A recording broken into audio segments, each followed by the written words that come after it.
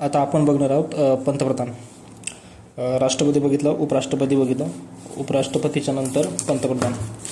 आता पंतप्रधानाची तरतूद दिलेली आहे कलम 74 आता कलम 74 काय सांगितलं आहे की राष्ट्रपती सहाय्य व सल्ला देण्यासाठी पंतप्रधानांच्या नेतृत्वाखाली एक मंत्रिमंडळ असेल. म्हणजे पंतप्रधान म्हणजे डायरेक्ट हे पद असं काही दिलेलं नाही आहे, ठीक आहे. पण त्याच्यात काय सांगितलं आहे की राष्ट्रपती सहाय्य व सल्ला देण्यासाठी पंतप्रधानांच्या नेतृत्वाखाली एक मंत्रिमंडळ असेल व राष्ट्रपती आपले कार्य पार पाडताना त्या सल्ल्यानुसार वागेल. म्हणजे पंतप्रधानाचा सल्ला राष्ट्रपतीवर काय केलेला आहे, बंधनकारक केला आहे. त्याचं पुढे आपण बघणार आहे. म्हणजे कलम 74 असं दिलं आहे. आता याच्यामध्ये आपल्याला माहिती आहे की राष्ट्रपती हे राष्ट्रप्रमुख असतात, म्हणजे हेड ऑफ द स्टेट. पंतप्रधान काय असतात, शासन प्रमुख असतात, head of the government, head of the government म्हणजे वास्तव कार्यकारी असतो आणि तो काय असतो तो. आणि राष्ट्रपती काय असतात, कार्यकारी अधिकारी फक्त. त्याच्यानंतर पंतप्रधानांची नियुक्ती कलम 75 असं दिलं आहे. कलम 75 एवढंच दिलं आहे की केवळ एवढं सांगितलं आहे की राष्ट्रपती पंतप्रधानाची नियुक्ती करतील. आता पंतप्रधानाची नियुक्ती करतील, आता ती कशी करतील, काय करतील याची आपण पुढे बघणार आहे. पण फक्त कलम 75 दिलं आहे की पंतप्रधानांची नियुक्ती राष्ट्रपती करतील. आता याचा अर्थ असा होत नाही की बाबा राष्ट्रपतींनी कोणत्याही व्यक्तीस पंतप्रधान म्हणून त्याची नियुक्ती करून टाकायची. संसदीय शासन पद्धतीनुसार असा संकेत मानला जातो की राष्ट्रपती लोकसभेच्या बहुमतातील पक्षाच्या नेत्यालाच पंतप्रधान म्हणून नियुक्त करावं लागतं. म्हणजे ज्याला बहुमत पडलं तो काय असतो, काय बनतो, तो पंतप्रधान बनतो. मात्र पुढील 2 परिस्थितीमध्ये राष्ट्रपती पंतप्रधानांच्या निवड व नियुक्तीबाबत आपला वैयक्तिक स्वच्छाधिकार वापरतात. म्हणजे जे इंडिव्हिज्युअल डिस्क्रेशन वापरतात, म्हणजे वैयक्तिक स्वच्छाधिकार. कधी, ज्यावेळेस राष्ट्रपती पंतप्रधानांची नियुक्ती करतात. आता एक हे की जर लोकसभेमध्ये एकाही पक्षाला बहुमत नाही पडलं. आता पंतप्रधानांची नियुक्ती करत असताना किती 543 जागासाठी 272 जागा ज्यांनी क्रॉस केल्या, म्हणजे 272 ज्याला सीट मिळाले तो काय असतो, बहुमतातील असतो. आणि ज्याला 271 जरी पडले तो काय असतो, बहुमतात नसतो. म्हणजे बहुमताला इथं काय असणार आहे, महत्त्व असणार आहे. म्हणजे 272 ज्याला सीट मिळाले, जागा मिळाल्या, तो काय करतो, पंतप्रधान पद. पण याच्यापैकी एकालाही नाही मिळाले तर अशा वेळेस राष्ट्रपती आपला स्वच्छाधिकार वापरतो. स्वच्छाधिकार कसा असतो, एक आहे की जर स्पष्ट बहुमत नसेल तेव्हा राष्ट्रपती सहसा लोकसभेतील जो सर्वात मोठा पक्ष आहे त्याला, त्या पक्षाला किंवा युतीच्या नेत्याला पंतप्रधान म्हणून शपथ देतात. म्हणजे आता ज्याला बहुमत नाही आहे, आता त्याच्यात काय करतात ते, जो मोठा पक्ष आहे आणि त्याच्यासोबत एखादा युतीचा पक्ष जो बी असेल त्याच्यापैकी जो मोठा पक्षाचा जो नेता असेल त्याला पंतप्रधान म्हणतात. जसं आताची जर निवडणूक जर म्हटली तर BJPला 242 मतं पडली, 272 क्रॉस नाही झाली. अशा वेळेस त्यांना साथ घ्यावं लागते नितीश कुमार यांच्या पक्षाची. म्हणजे ते क्रॉस करतील 272चा आकडा. म्हणजे राष्ट्रपती हा स्वच्छाधिकार वापरतील स्पष्ट बहुमत नसल्यामुळं. त्यासाठी 1 महिन्याच्या आत लोकसभा विश्वासाचा ठराव घेण्याचे सांगितले जाते. आता ऑब्व्हियसली की आता समजा 242 जण आहे आणि त्याच्यानंतर परत युतीचा पक्ष जर ॲड केला, 272 जागा कंप्लीट जर झाल्या, काय गॅरंटी की बाबा तो युतीचा पक्ष त्यांच्यासोबत टिकेल नाही टिकेल. म्हणजे 1 महिन्याच्या आत त्यांना काय करावं लागतो, अविश्वासाचा ठराव काय करावा लागतो, मांडावा लागतो. म्हणजे वोट ऑफ कॉन्फिडन्स त्यांना काय करावं लागतो, जिंकावा लागतो. अन्यथा ते काय होतं, ते पदरिक्त होऊन जातं. आता अशा स्वच्छ दिनाधिकाराचा वापर राष्ट्रपतीने पहिल्यांदा 1979 वापरला गेला होता मोरारजी देसाईच्या विरुद्ध. मोरारजी देसाई सरकार पडल्यानंतर तत्कालीन नीलम संजीव रेड्डी यांनी चरण सिंग यांना पंतप्रधान म्हणून नियुक्त केले होते. तो एका युतीचे नेते होते, ठीक आहे, एका युतीचे नेते होते. दिल्ली न्यायालयाने 1980 असा निकाल दिला की एखाद्या व्यक्तीस पंतप्रधान म्हणून नियुक्त करण्यापूर्वी त्याने लोकसभेत आपले बहुमत सिद्ध करावे. अशी तरतूद करण्यात घटनेमध्ये करण्यात आलेली नव्हती. त्यामुळे राष्ट्रपती एखाद्या व्यक्तीस आधी पंतप्रधान नेमून त्याला ठराविक कालावधीत लोकसभेत आपले बहुमत सिद्ध करण्यासाठी सांगू शकतात. म्हणजे आता याच्यामध्ये असं दिलं होतं की बाबा निकाल दिला की पहिलं घटनेमध्ये असं नव्हतं की बाबा एखाद्या व्यक्तीस पंतप्रधान नियुक्त करण्यापूर्वी त्याला लोकसभेत म्हणजे पहिले बहुमत सिद्ध करा आणि त्याच्यानंतर त्याला पंतप्रधान बनवा, असं नव्हतं. म्हणजे एखाद्या व्यक्तीस पंतप्रधान म्हणून नियुक्त करण्यापूर्वी त्याने लोकसभेत आपले बहुमत सिद्ध करावे अशी तरतूद नव्हती. पण ती तरतूद त्यानंतर काय केलं, त्यामुळे राष्ट्रपती एखाद्या व्यक्तीस आधी पंतप्रधान नेमतील आणि त्याला ठराविक कालावधी देतील की बाबा तू तुझं बहुमत सिद्ध कर. ठीक आहे. अशा बरेच केसेस झाल्या होत्या, जशी की चरणसिंग होता, VP सिंग होते, त्याच्यानंतर चंद्रशेखर होते, PV नरसिंह राव होता, अटल बिहारी वाजपेयी होते, HD देवेगौडा होते, RK गुजराल होते, अटल बिहारी वाजपेयी होते. हा झाला पहिला स्वेच्छाधिकार. जेव्हा स्पष्ट बहुमत नसेल तर जो बी युतीतला मोठा नेता आहे त्याला बोलवतात, त्याला 1 महिन्याचा वेळ देतात बहुमत सिद्ध करण्यासाठी. दुसरं असं आहे की पदावर असताना जर एखाद्या पंतप्रधानाचा जर मृत्यू जर झाला तर तेव्हा कोणताही जर उत्तराधिकारी नसेल, अशा वेळेस राष्ट्रपती वैयक्तिक स्वच्छाधिकार वापरतात. आता याच्यामध्ये 2 पॉईंट्स आहे. 2 पॉईंट्स कसे की एखाद्या समजा त्या पक्षात एखादा जर नेता ज्येष्ठतम असेल, ज्येष्ठतम मंत्र्यास पक्षाद्वारे नवीन नेत्याची औपचारिक निवड करेपर्यंत काळजीवाहू पंतप्रधान म्हणून नियुक्त केले जाते. म्हणजे राष्ट्रपतींनी तात्पुरती व्यवस्था म्हणून मंत्रिमंडळातील ज्येष्ठतम मंत्र्यास, म्हणजे जो बी ज्येष्ठ मंत्री असेल, मंत्र्यास पक्षाद्वारे नवीन नेत्याची औपचारिक निवड करेपर्यंत काळजीवाहू पंतप्रधान म्हणून नियुक्ती केले. दोन्ही वेळी म्हणजे हा एक स्वच्छ दिन वापरला होता त्यांनी. ठीक आहे. एक केस दिली होती त्यांनी. ठीक आहे. त्याच्यानंतर की स्वच्छाधिकार कसं वापरू शकतात त्याच्यातलं हे उदाहरण होतं जवाहरलाल नेहरूच्या काळातलं. ठीक आहे. आणि त्याच्यानंतर मग इंदिरा गांधींची जेव्हा हत्या झाली होती, राष्ट्रपती झैल सिंग यांनी काळजीवाहू पंतप्रधान नेमण्याचा पूर्ण प्रस्थापित संकेत डावलून राजीव गांधी काय झाले होते, नियुक्त झाले होते. हा एक होता की वैयक्तिक स्वच्छाधिकाराचा वापर करू शकतात जेव्हा पदावर अचानक एखाद्याचा मृत्यू होतो. जेव्हा जवाहरलाल नेहरू गेले ते, किंवा इंदिरा गांधींची हत्या झाली होती, किंवा राजीव गांधींची हत्या झाली होती, त्यावेळीची गोष्ट, अचानक मृत्यू झाला होता. आणि दुसरं काय असू शकतं की अचानक मृत्यू जर झाला तर सरकारी पक्षाने आपला नवीन नेता निवडला असेल तर राष्ट्रपती त्याचीच नियुक्ती करतात. एक की राष्ट्रपती स्वतःचा अधिकार वापरतात की बाबा तुम्ही ज्येष्ठतम जो बी असणार त्याला तुम्ही पंतप्रधान बनवा. नाही तर त्या पक्षातील नेत्यांनी जर एखादा आपला नेता पंतप्रधान म्हणून जर निवडला तर तो काय करतो, पंतप्रधान म्हणून त्याची राष्ट्रपती नियुक्ती करतात. सर्वोच्च न्यायालयाने 1997 असा निर्णय दिला की संसदेच्या कोणत्याही सभागृहाचा सदस्य नसलेला व्यक्ती पंतप्रधान म्हणून नियुक्त करू शकते. ठीक आहे. आता एखादा व्यक्ती तो लोकसभेत आणि किंवा राज्यसभेत निवडून आलेलाच नाही आहे, ठीक आहे, तरी त्याला पंतप्रधान करता येतं. पण त्याला काय सांगितलं, पुढच्या 6 महिन्यामध्ये त्याने कोणत्याही एका सभागृहाचे सदस्यत्व प्राप्त करणं गरजेचे असते, अन्यथा तो पंतप्रधान पद त्याचं काय होतं, रद्द होतं. ऑब्व्हियसली आता जर मंत्रिमंडळात जर थांबायचं तर तो निवडून नाही आला पाहिजे. निवडून नाही आला तर मग तो काय होणार, त्याचे पद काय होणार, रिक्त होणार. त्याच्यासाठी 6 महिन्याच्या आत कोणत्याही एका सभागृहाचे सदस्यत्व प्राप्त करणं गरजेचे असते, अन्यथा त्याचे पंतप्रधान पद काय होतं, रद्द होतं. घटनात्मकदृष्ट्या पंतप्रधान संसदेच्या दोन्ही सभागृहांपैकी कोणत्याही एका सभागृहाचा सदस्य असू शकतो. बरोबर आहे. आता तो लोकसभेचा असू शकतो, राज्यसभेचा. जसं नरेंद्र मोदी आता लोकसभेचे सदस्य, कारण ते ॲक्च्युअल निवडून आले, इलेक्टेड आहे. राज्यसभेमध्ये अप्रत्यक्षपणे निवडून येतात. तर तिथं कोण होता, आपले मनमोहन सिंग जर म्हटलं ते राज्यसभेचे सदस्य होते. ठीक आहे. म्हणून ते तिथले पंतप्रधान, म्हणजे राज्यसभेच्या किंवा लोकसभेच्या कोणत्याही सभागृहाच्या सदस्याची पंतप्रधान म्हणून नियुक्ती करता येते. याच्यामध्ये इंदिरा गांधी, IK गुजराल, मनमोहन सिंग, HD देवेगौडा हे काय होते, राज्यसभेचे सदस्य होते. त्याच्यानंतर आहे शपथ, पंतप्रधानांची शपथ. आता पंतप्रधानाची वेगळी शपथ नसते, त्यांना एक केंद्रीय मंत्री म्हणूनच शपथ दिली जाते. आता जे मंत्रिमंडळ तयार होतं, मंत्रिमंडळात जेवढे पण नेते असतात त्या नेत्यांना काय दिली जाते, शपथ दिली जाते. त्या शपथीचाच भाग म्हणून पंतप्रधान हे काय असतात, शपथ देतात. आता पंतप्रधान म्हणजे काय असतात, जे मंत्रिमंडळ असतं, मंत्रिमंडळात जेवढे पण मंत्री असतात त्या मंत्र्यांचा एक काय असतो, मेन मंत्री असतो, मुख्य असतो, प्राईम असतो, म्हणून त्याला प्राईम मिनिस्टर म्हणतात. ठीक आहे. केंद्रीय मंत्री म्हणून शपथ दिली जाते. ठीक आहे. केंद्रीय मंत्री म्हणूनच 3ऱ्या अनुसूचीमध्ये आता देण्यात आला आहे. 3ऱ्या अनुसूचीमध्ये शपथेचा नमुना 3ऱ्या अनुसूचीमध्ये देण्यात आला आहे. केवळ राष्ट्रपती, उपराष्ट्रपती आणि राज्यपाल यांच्या शपथेचा नमुना घटनेत विशिष्ट कलमांमध्ये देण्यात आलेला आहे. ठीक आहे. म्हणजे राष्ट्रपती, उपराष्ट्रपती, राज्यपाल यांच्या शपथेचा नमुना घटनेत दिलेला आहे. ठीक आहे. पण बाकीच्यांच्या शपथेचा नमुना घटनेत नाही आहे. बाकीच्यांना तिसऱ्या अनुसूचीमध्ये देण्यात आलेला नमुना जो आहे त्या शपथेचा नमुना त्याला वापरला जातो. पंतप्रधानाला 2 शपथ घ्याव्या लागतात. एक पदाची घ्यावी लागते आणि गोपनीयतेची शपथ घ्यावी लागते.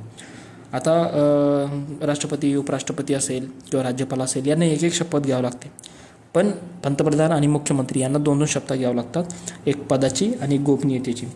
मग त्याच्यामध्ये त्यांचे संविधानाबद्दल निष्ठा असेल, सार्वभौमिक एकात्मता उन्नत राखणे असेल, त्यांची कार्य निष्ठापूर्वक पार पाडणे त्याच्याबद्दल असेल, या गोष्टी त्याच्यामध्ये काय असतात, इन्क्लूड असतात. आता पंतप्रधानांचा पदावधी घटनेत दिलेला नाही आहे. जसं राष्ट्रपती, उपराष्ट्रपती यांचा पदावधी दिलेला आहे. राज्यपालला पदावधी नसतो, ते राष्ट्रपती ठरवतात. ठीक आहे, जनरली 5 वर्षाचा असतो. पण पंतप्रधानांना कालावधी घटनेत निश्चित केलेला नाही आहे. ते राष्ट्रपतीची मर्जी असेपर्यंत पद धारण करतात. आता राष्ट्रपतीची मर्जी असेपर्यंत मत धारण करतात, पण जनरली असा संकेत असतो की 5 वर्षापर्यंत ते काय करतात, पद भूषवतात. कारण 5-5 वर्षांना निवडणूक येतात. 5-5 वर्षानंतर काय होतात, पंतप्रधान बदलतात. पण राष्ट्रपतीची मर्जी म्हणजे कारण काय असतं, राष्ट्रपती काय करतो, पंतप्रधानाची काय करतो, नेमणूक करतो. म्हणजे आपण कलम 75 काय दिलं आहे, राष्ट्रपती पंतप्रधानांची नियुक्ती करतील. ठीक आहे, त्याच पद्धतीनं पदावधी जो असेल तर ती राष्ट्रपतीची मर्जी असेपर्यंत. राष्ट्रपती पंतप्रधानांना केव्हाही आपल्या मर्जीप्रमाणे पदावरून दूर करू शकतात, जोपर्यंत पंतप्रधानांना लोकसभेत बहुमताचे समर्थन प्राप्त असते तोपर्यंत राष्ट्रपती त्यांना पदावरून दूर करू शकत नाही.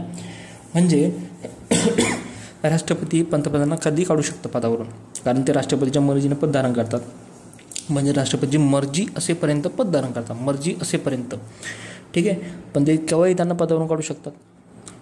कारण जोपर्यंत पंतप्रधानाला लोकसभेत बहुमत नसेल, बहुमताचे समर्थन प्राप्त आहे, जोपर्यंत त्याला बहुमत आहे तोपर्यंत तो पंतप्रधान राहतो.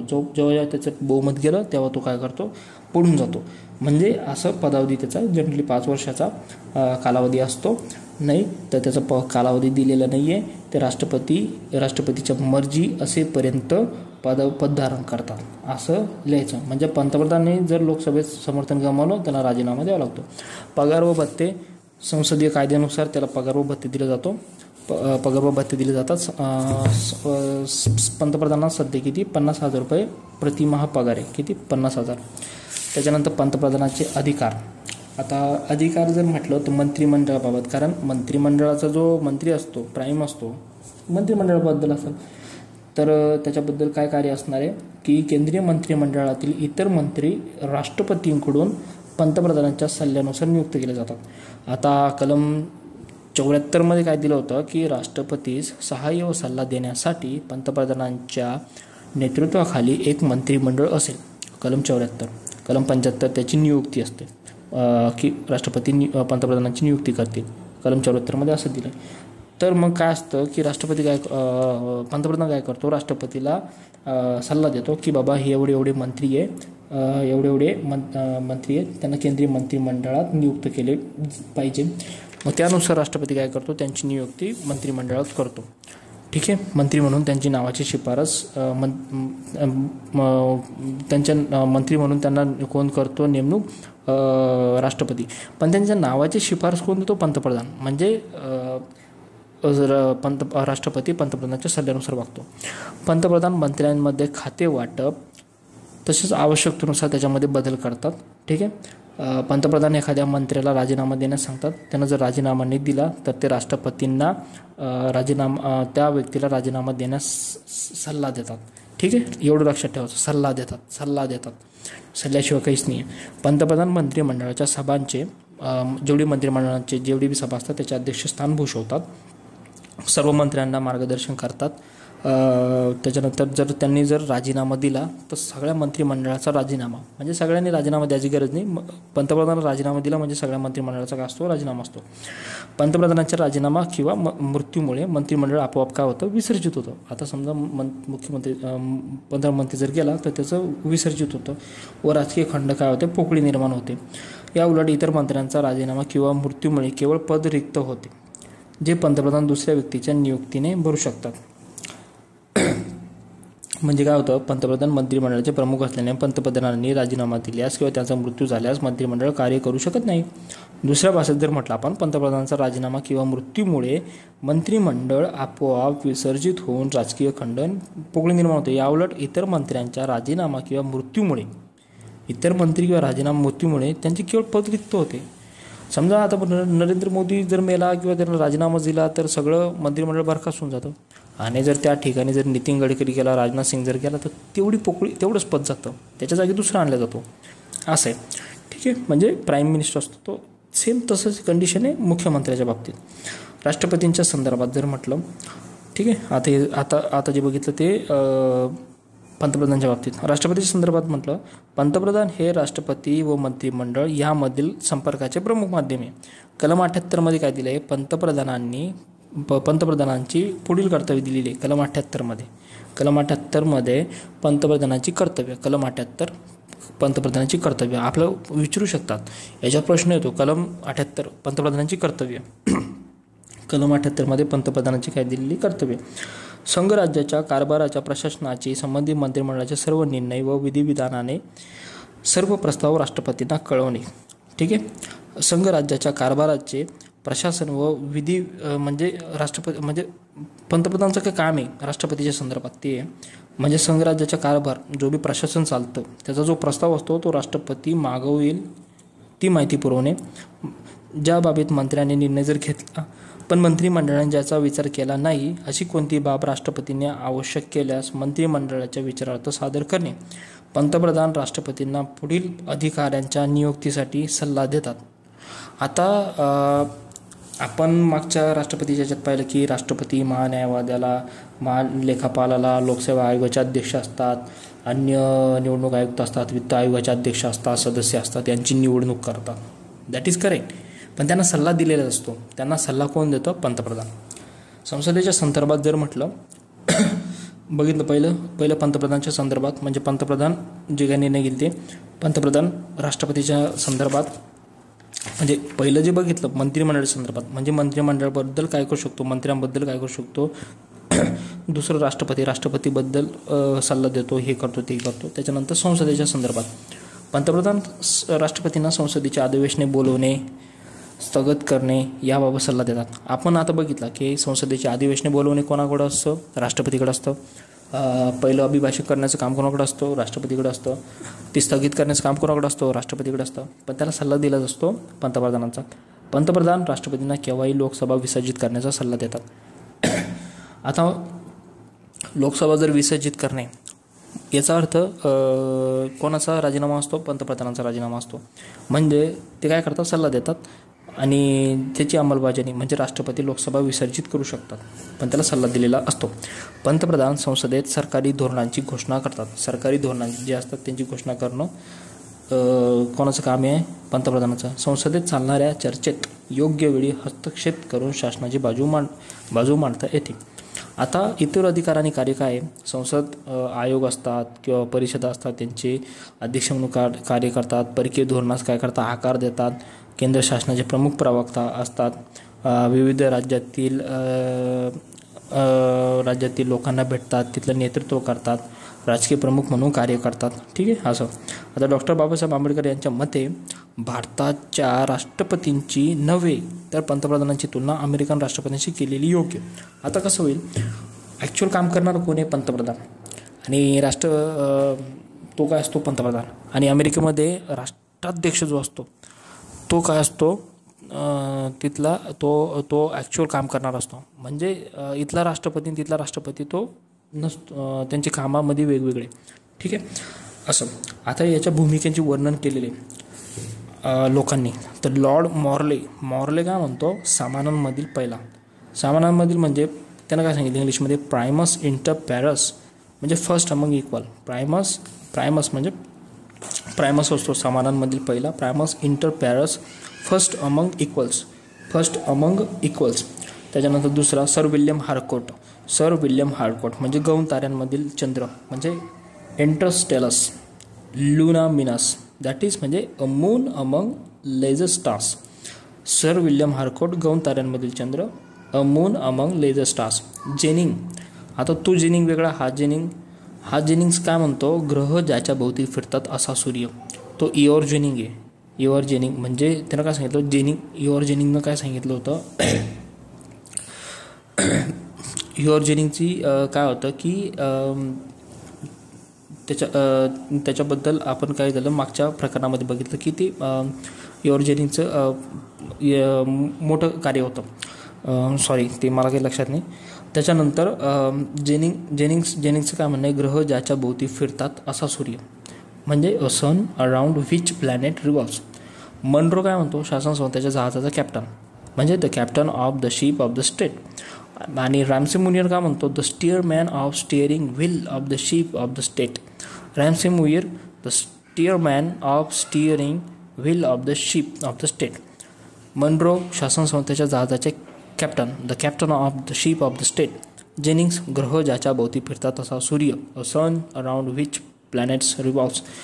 सर विल्यम हार्कोट, गौण ताऱ्यांमधील चंद्र म्हणजे moon among the lesser stars. Lord Morley, सामानांमधील पहिला म्हणजे फर्स्ट अमंग इक्वल्स. अशा प्रकारे आपलं काय झालेलं आहे, पंतप्रधान कंप्लीट झालेलं आहे.